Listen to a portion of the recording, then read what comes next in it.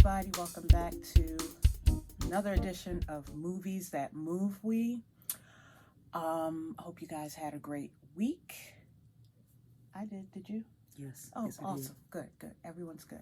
So, today, all right, let me start at the beginning. I put the vote to you guys. What movie you wanted us to do next? Most of you, hands down, said Claudine. And so guess what's happening? We're doing Claudine today. And this is our Mother's Day episode, if you will. Yep. So let's get into it, shall we? Claudine, 1974, starring Diane Carroll and James Earl Jones. They were a good combination. Yeah, they worked well together. And it's a romantic drama. It touches on a lot of things. It touches on being a single mother, having to deal with welfare in the 70s. She had 6 kids. Yeah. You know, so there was that burden. She wasn't supposed to be working. Just a whole lot going on. And so we're going to get into all of that because as much as this was a romantic drama, it was also talking about the politics of the time. Pass me that, please. Yeah. So, so what did you think, Zanny? I know you've seen this before, a few times before. Mm-hmm. I think watching it as an adult, because like when I have seen it previously, I was a kid. Mm-hmm. So I think like watching it now as an adult, it's kind of like, I don't know, I can actually relate to it a little bit more. And I saw a lot of things. I feel like I saw a lot of like, what's the word I'm trying to look for? Kind of stereotypes of a single mom. Yeah. And it was just kind of like, you know, the kids are running around the house all crazy. They're not listening to her. They're like, you know, she's working all these long hours. So it's like they're automatically kind of just like mad at her and kind of disobedient. And it's like, I feel like not every situation is like that. Mm-hmm. I feel like there are single moms out there that they run a tight ship. Like they're not... Right. Her kid, even if she does work long hours, it's like there's organization, there's routine. I know in my household there's routine. So it's kind of like, I don't feel like that every single mom is like that. Yeah. But I feel like at that time period, maybe like... I mean, that was an extreme example. 6 kids in a four bedroom apartment or a 3-bedroom apartment. Mm-hmm. That was extreme. Not saying there weren't people who had that many kids and were still relying on the system. But I think that was done to bring home just in that time how hard it was for a single woman, a single parent home to operate. Even now, even if you have 2 kids, you stand and you're a single parent, you got to work more than one job, you still have something of a dynamic like that. The kids may not be disrespectful, but you don't necessarily have time to do parent-teacher meetings and sit down and go, sweetheart, are you okay? You don't have time for all of that. It's, I got to make the money. I got to keep the lights on. I got to pay rent. I got to make sure they have food and clothes. Your head is there. And so that's what you see in the opening of the movie. Claudine is on the bus getting ready to go to work. She's a single woman. The other women can relate to her. Because they're probably going through the same stuff. And they're talking about like, oh, when are you going to, you know, get with a man and, you know, have that type of situation again. Like, it's kind of, and then that's the other thing. It's like, they're just expecting her to like. But that was the tone also. It was like, not just, oh, you need to get up under a man, you need some D kind of thing. It was also, you know what, these men aren't good to us because we're all in the same boat. Mm-hmm. These men aren't any good, so you might as well take advantage of them the same way they take advantage of us. Which that very much is parallel to what goes on now in mm-hmm. present day. Right. You know, those attitudes haven't changed, mm-hmm. but these women had so much against them. You got to think this was in The film was done in 1974, so it's taking place around that time. Women had just gotten the right to have their own bank accounts and establish credit, because prior to that, you had to have a man in your life have charge over your accounts. Yeah. Now, what do? You ain't got no husband, you ain't got no brothers, your daddy's dead, your grandfather's dead, you ain't got no uncles. What do you do then as a woman? You struggle. And so you're seeing in these years, you still have that the morality thing coming into play. Not saying that we don't have morality things or morality is bad, but people were more, what's the word I'm looking for? That's what ran society.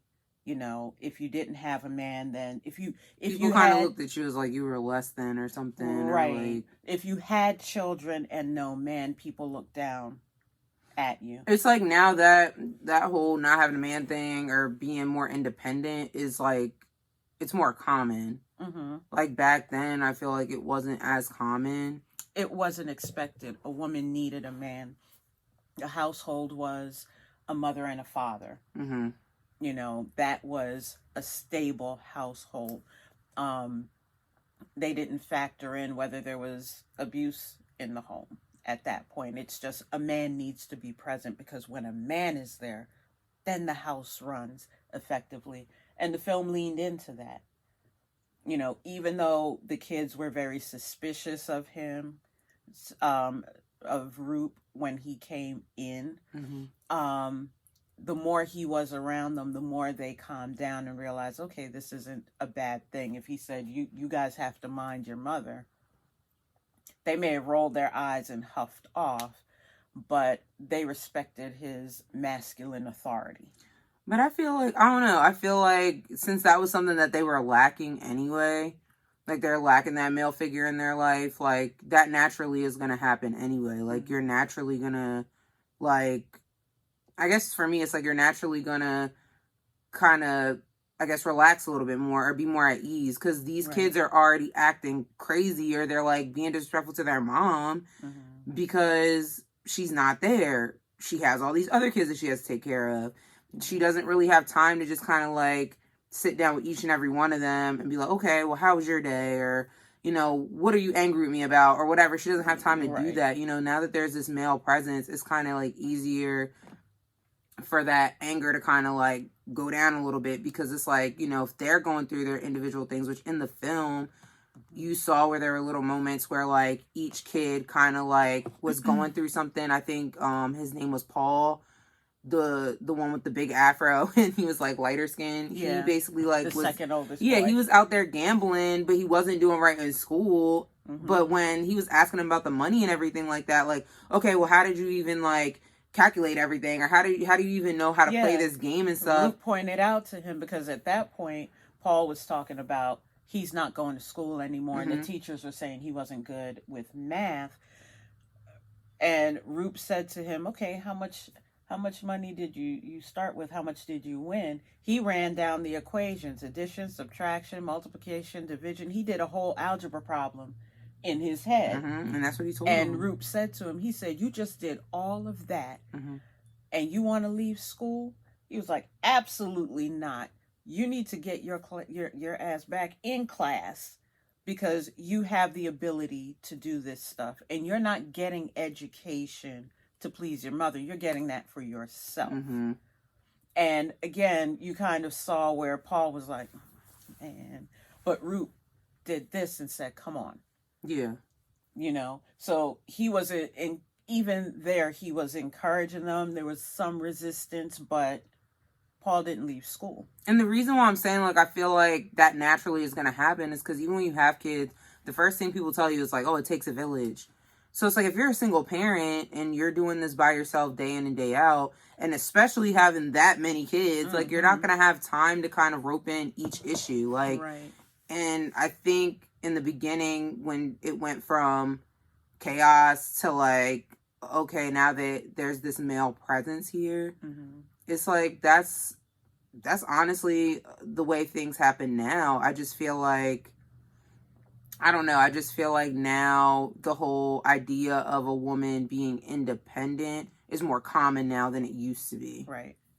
It's more common and even more expected. Mm-hmm. Even though a lot of black men hate that. Women are too independent now. Conversation That's for a whole another nother time. conversation. We'll find a movie to discuss that. But even down to that, it wasn't a situation where she didn't even want a man in her life. It's like, you know what? I gotta focus. She said that though. She was talking about, I think when they got in an argument, she was telling him like, all you men think like this and you want to have your cake and eat it too. It's like, you can tell as soon as she said that, it's like you can, she was basically telling him like how every man behaved that came in and out of her life, that she had children with, that she got married with. It's like a situation of, I don't feel like I'm necessarily like gonna find that person. It's just gonna always be like this because that's the way a man's mind works. Right. And, you know, he rebutted and was like, well, you know what? You're trying to put me on the hook for all these kids. He didn't say that to her. When the social worker showed up at the house and found him there, the social worker was like, well, since you're here and you're giving her things, surely you can support this family. He was like, oh, so you want to put me on the hook for all these kids? And in the background, Claudine was looking at him like, okay, you've been showing care for us all this time, so you mean to tell me you never had a desire I think every really man be a part of this? I feel like every man that comes into like a blended situation, it's a thing where it's like they want to be there for the like, you know, emotional things for like the day to day.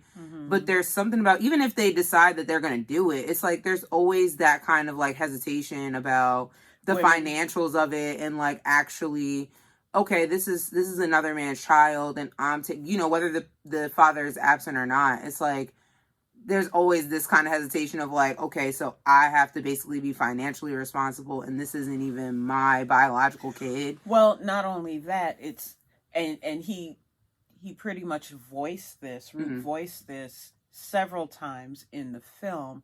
It's that fear of, well, maybe this chick is only with me because she wants to dig in my pocket. Now, mind you, dudes who say this usually have just lint in their pocket, not even pocket change, but they swear someone's trying to dig in their pocket to take that lint.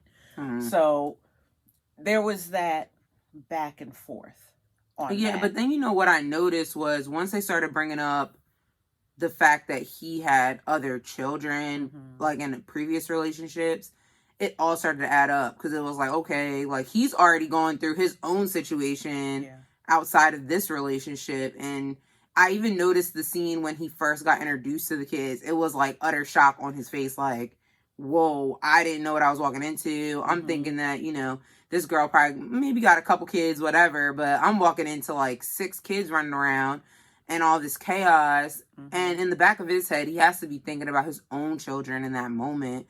Even when welfare started being brought up, it's like he has to be thinking about, you know, his children in that moment. Right. And the financial between the two of them, they had 9 kids. Yeah, so it's like that financial strain. Okay, I already got my own situation that I have to deal with, and then now I'm having to add this onto my plate too. So it was kind of like, it was justified, but it was still kind of like messed up because it's like, well, then why even entertain a woman with this many kids? Like this particular woman. Now, I made a comment because we have a gentleman in our group he loves this movie. He was gung-ho. He was all excited about this. He asked what my favorite part was. And for some reason, that scene where he walks in and he sees just free-range children everywhere. And he's sitting in the corner kind of looking panicked. I had said to him that there was a scene where they were arguing and, you know, the kids were running. I got it confused with that scene. Because he walks in and she's like, okay, have a seat. And she's trying to deal with the kids. And then she comes back. She's like, listen, let's do this another time because there's too much. I just got off of work. I'm tired. I smell right, and bad timing. Let's try this some other day. Yeah. You know, it's like he walked into all of that and he was like, I like this chick, but what am I getting myself into? Yeah, like, I noticed that too. It was just kind of like, I saw the hesitation. I saw, like, okay, what am I doing here? And at the same time, he was a little bit amused by the chaos. And the kids and what they were saying and all this other stuff. Like, the other thing I kind of noticed too is, like, I think he wasn't really trying hard to, like, force a relationship with kids. Or, like, you know, some guys come in and they're like, oh, well, let's go here and let's do this. Like, to kind of buy the kids affection or, like, get them to like him. He wasn't really doing that too much. Like, Charles pulled him up on that. Because there's a scene, I think this was, like, maybe their second or third date. And he came in, the kids were all sitting on the couch. Initially, they thought he was the welfare guy showing up to inspect the house. And so they went ahead and they put all of their stuff away, and then they sat and were being real well-behaved and polite. And he walked in and they were like, oh, it's just him. So they went and they sat down and continued watching their programming. He kind of stepped over them and sat in an open space on the couch, and all the kids moved away. You know, they had their solidarity. They may fight amongst each other, and they may talk back to their mom, but they were like, they all agreed on this. We don't really want you here. Yeah. Was the body language. Then one of the kids got up and was like, ice cream truck, looked out the window, heard the bell, and he was like, how do you know that's the ice cream truck? She was like, oh, don't you hear the bell? Which, just prior to that, they weren't answering the doorbell. So that scene played out. But he gave each of the kids a quarter to go get ice cream. He said, bring back, what did he say, 6? Yeah, he said, get 6. And then Charles is sitting behind him, and he's looking at him like, He's calculating. He said, I don't want one. And so he said, okay, bring back 5. Yeah. And then he said, what are you going to get me, Mr. Roop? And he was like, well, what do you want? That conversation went a little, there was some innuendo in there, but, you know, that's the Charles was looking out for those things. You know, he's 18, he's out of school, he's the man of the house, and now here comes some other guy edging in on his family employment here. He was already resentful because being the oldest and then seeing his mom date all of these other men and have kids by them, because she said she had, 2 marriages, 2 engagements, and that's where all these kids came from. Yeah, and I even noticed, like, in the beginning, there was a huge emphasis on, you're not bringing another kid back in here kind of thing. It's like, it's kind of like how your parent behaves when you first start dating somebody. It's like, the kids were saying this to her. Yeah, like, they're saying, like, hey, like, you know, you're not bringing no babies home, and we're not dealing with another sibling. And especially Charles, he's kind of like, over it. I don't even like half my siblings, like, or most of them. Like, you're not bringing any more kids home, because all this guy's going to do is do the same thing all the other ones did. Like, that's, like, their mentality off the rip. Like, yeah. And so the interesting scene to me was they were supposed to be planning on being together, and Roop got cold feet.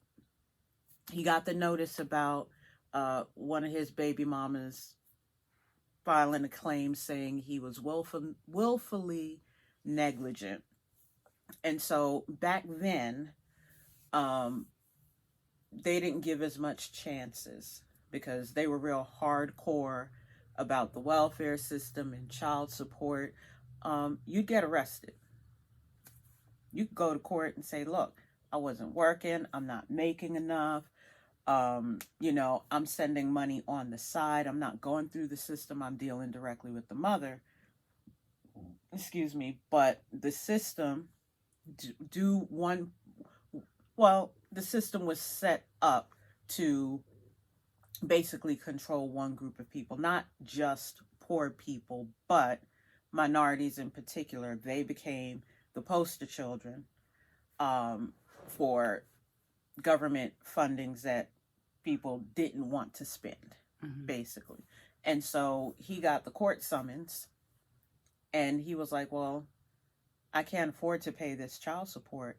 I'm going to have to go. I got to go live somewhere else because I can't have these people tracking me down for money that I don't have. And so he packed up. He didn't give Claudine any notice. This was Father's Day. The kids had a big party for him. You know, they were ready to celebrate him, and he ghosted them. And so Charles found him, and he told him, he said, I told you it was going to cost you if you hurt my mother. And he delivered. He nearly beat the brakes off of Roop, okay?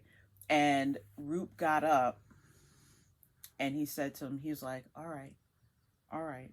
He said, that's what it is. And, you know, Charles was ready to go for more. And Roop grabbed him and hugged him and said, it's going to be all right. It's going to be all right. And even though Charles felt it, he had to shake it off because he's a man. Yeah.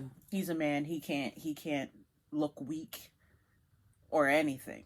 You know, he has to be the strong black man and take care of his family, since once again, here's another man coming into my mom's life and falling way short. Yeah.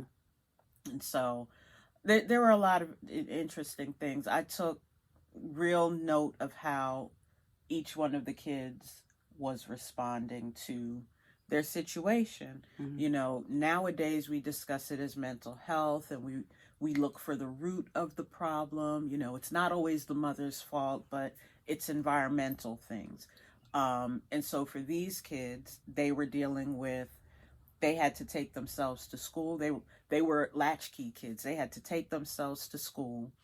They had to come home before their mother was home, and they had to prepare themselves something to eat and do their homework. The oldest ones were in charge of the younger ones.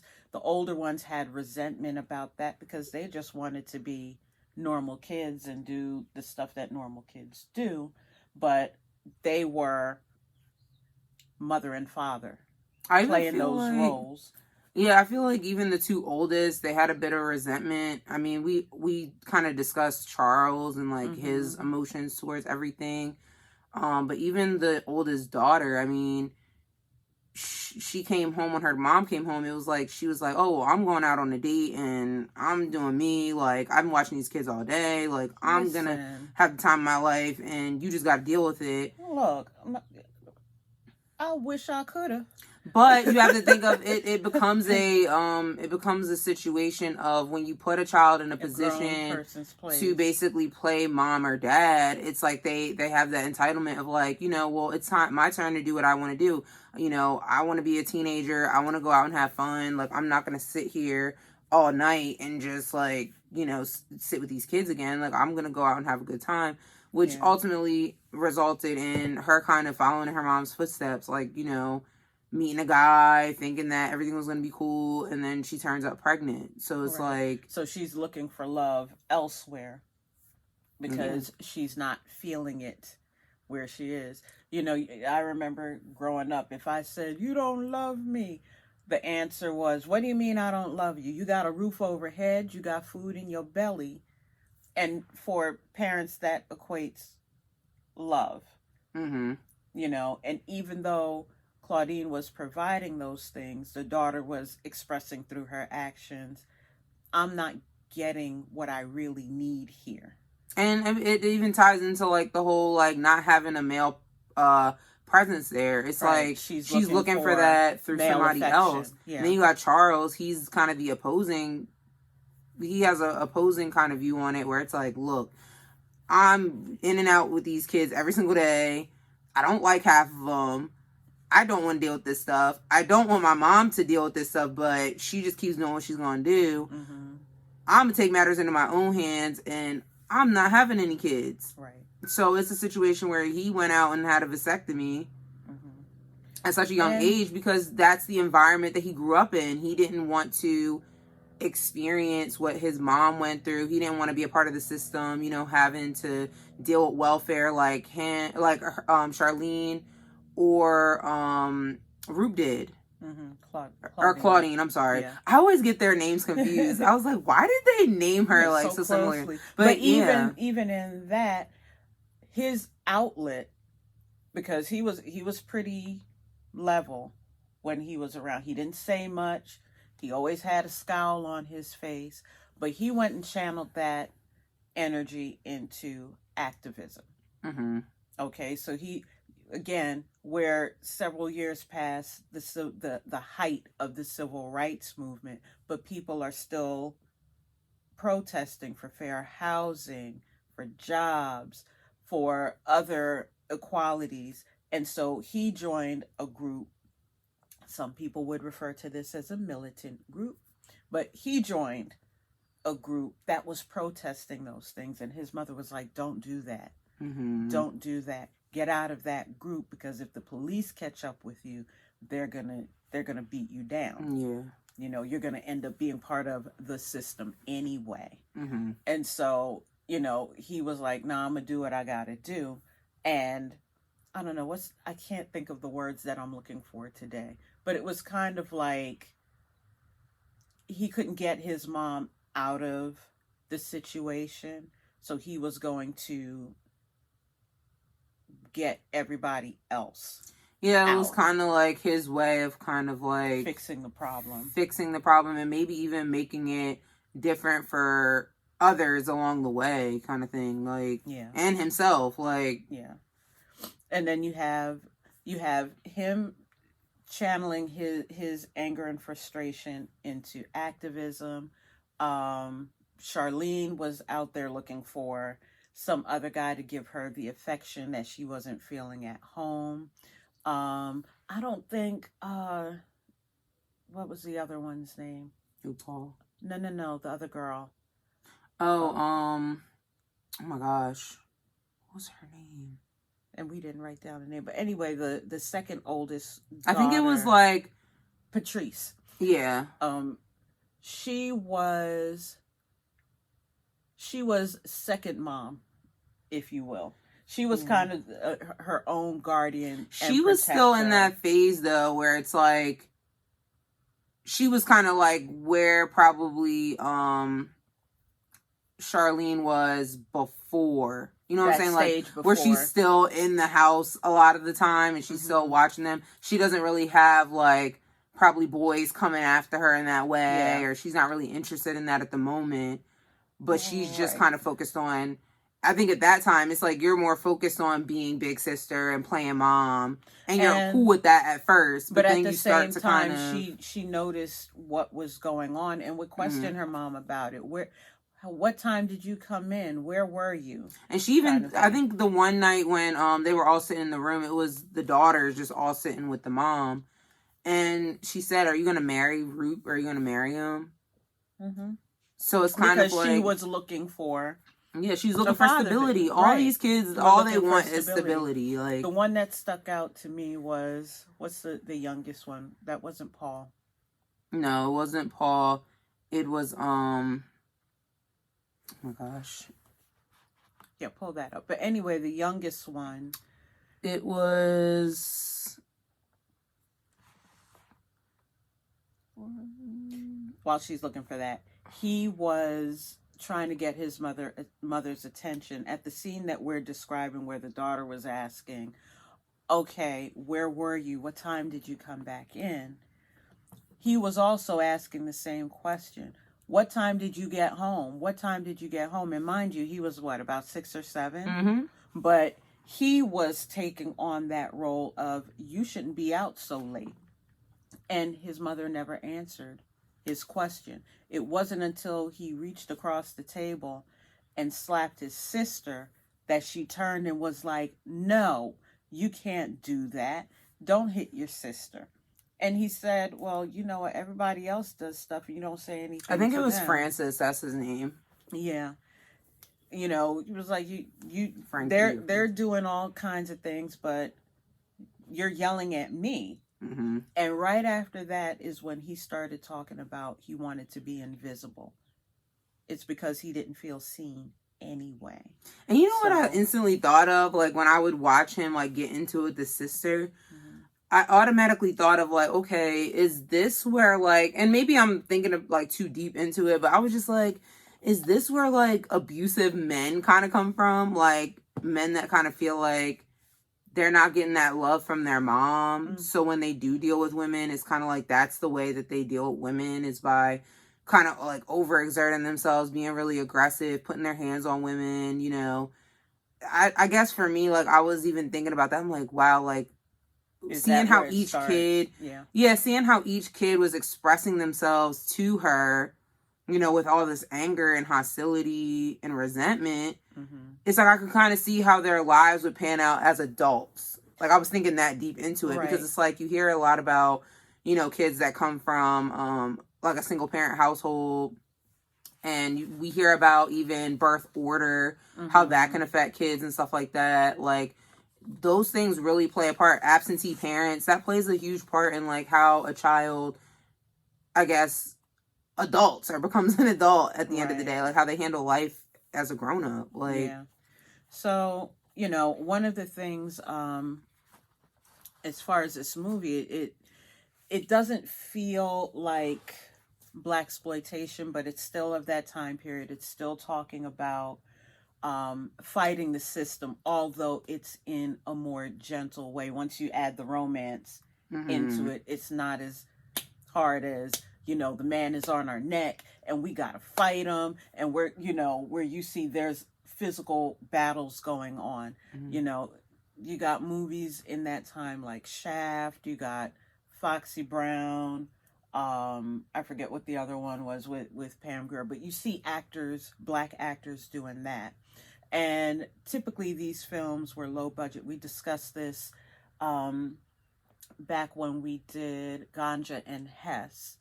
There was money put out for black filmmakers around that time. And this is where a lot of the blaxploitation films came from. They were low budget, but the film writers took the opportunity to send out their message. So this movie kind of feeds into it without that... without it kind of being, like, pressured onto you kind of thing. Well, I'm not even going to say pressure, but with the visual of we are fighting to get out of this. It really took its time and said, these are the issues. Because I don't think it was any less in your face than some of the others, but they addressed it differently. Yeah, because it was a romance kind of movie too. Like, it wasn't like an actiony, like, we're fighting the like, it's not that kind of, like, energy, I guess, that they're giving. And, you know, the thing that I found interesting about it was, because again, the morality issue, and not saying that there weren't films. There are a lot of what they call art films now, that we simply just call rated R for the content. But, you know, the fact that you saw several scenes where they were in complete undress and in bed and making out, that wasn't as much of a norm back then as it is now. Even the bus conversations that Claudine was having with her friends, where it's like, girl, you gotta go get yourself some D. I was kind of shocked by that for the time period.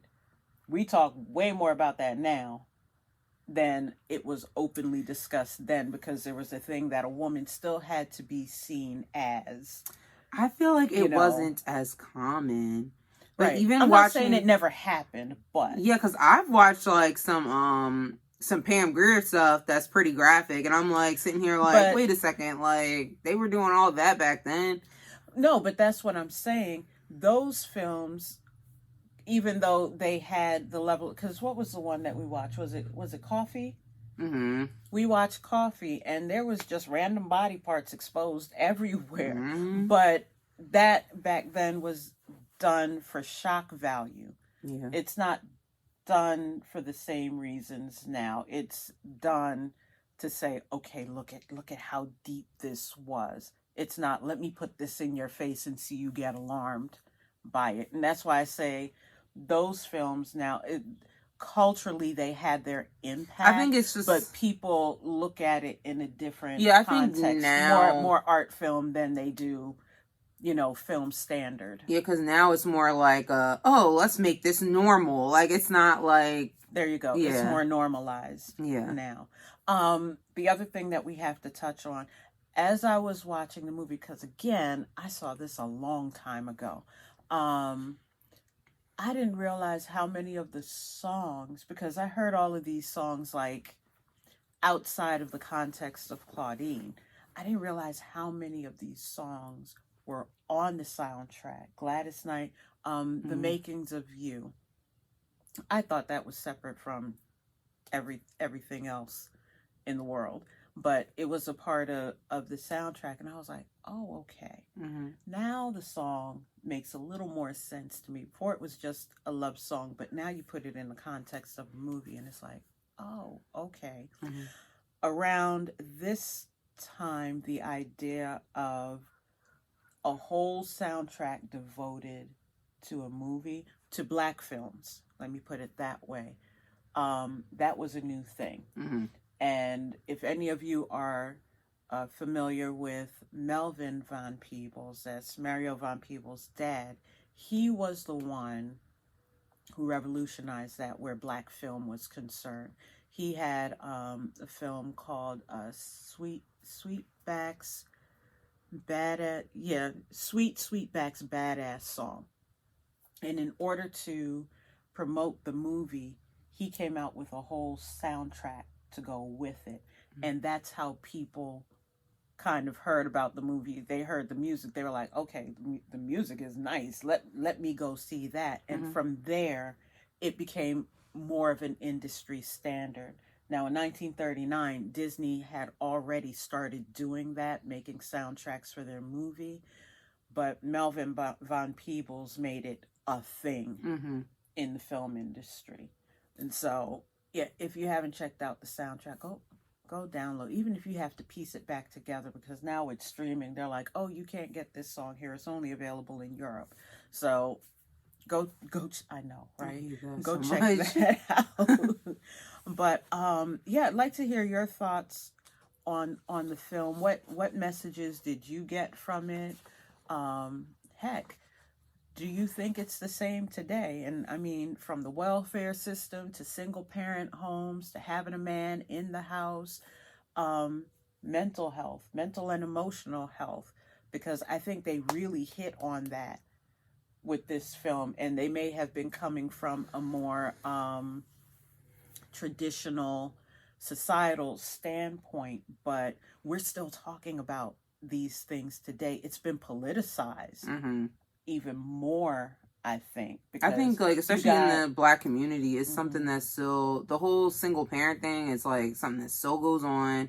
I would even like to like see people's opinions on the whole like independent, like, single mom, because it's like, that's something that, people kind of, you got people that respect it, but then you have a lot of people that are just like, oh, this is why, romance and stuff like that is the way it is now, because women just feel like they can do everything by themselves. But it's like, and even the idea that once you have kids, your life is over. If you're a single mom and you have kids, your life is double over, because you can't be out there dating and bringing people around your kids. So you just might as well shut down the idea. It's just a vicious cycle, because it's like, one you got thing building on the other. Yeah, you have like the single mom that, she has that independence about herself, but the reason why she's like that and probably even guarded is like, okay, I've been, like Claudine said, I've been wronged by all these guys in my past. How do I expect anything different? So then you got the guys, where they kind of have a wall up, like, okay, well, I'm going to just, move accordingly because these women are just too independent. So it's just like this vicious cycle, and I feel like it's really like that now. Like, it's even worse now. Yeah. People describe it as the dating pool having pee in it. Yeah. Yeah. So love to hear your thoughts about that. Comment below. Get the discussion going. I'll be there in a minute. But yeah, let's talk about this film because I think it still has a lot of relevance even today. So drop your comments, share with a friend, bring the family in. Let's have a conversation about it. Thank you so much for joining us. Make sure you like, share, and subscribe. You can join us on Facebook as well for the real active discussion. Find us at Movies That Move We on Facebook. That's the name of the group. You will need to answer 3 questions just to make sure we weed out all the spam and all of that other stuff. Answer 3 questions to gain entry to the group and talk about any of the movies. What else do I need to tell people? Oh, Mother's Day is next week, so we won't be here. Free. Yeah, we're busy. We're busy. But the following week we will be back with another good movie. I don't know. We might continue our Mother's Day thing. I mean, we can do Mother's Day before and after, right? Yeah, I mean, I think we'll figure it out. We'll let you know. Anyway, thanks for joining us. Join us the week after next, and we'll have another great movie and discussion with you. So until then, bye. Bye, and happy Mother's Day. Happy Mother's Day.